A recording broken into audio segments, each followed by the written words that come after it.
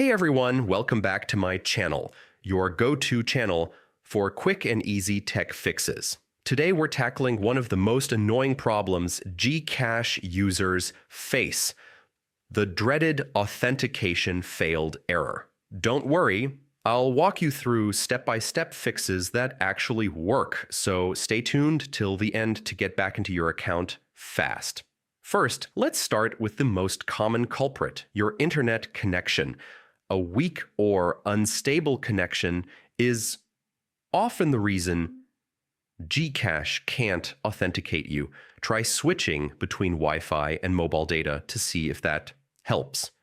If you're already on stable internet, move on to step 2. Next, restart the GCash app. Fully close it from your recent apps and relaunch it. A simple restart can refresh the session and clear temporary glitches. If the error persists, it's time to clear the app cache. Go to your phone's settings, find GCache under Apps, and clear its cache.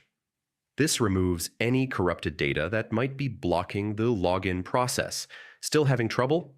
Update the GCache app to the latest version.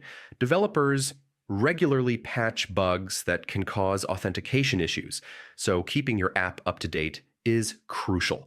Finally, if nothing works, go for a full reinstall. Uninstall the GCache app completely, then reinstall it from the App Store or Google Play.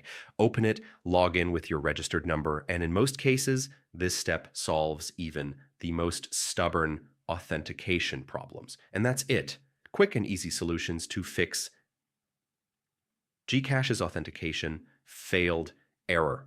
If this guide helped you, make sure to hit the like button and subscribe for more tech fixes. Drop a comment if you still face issues.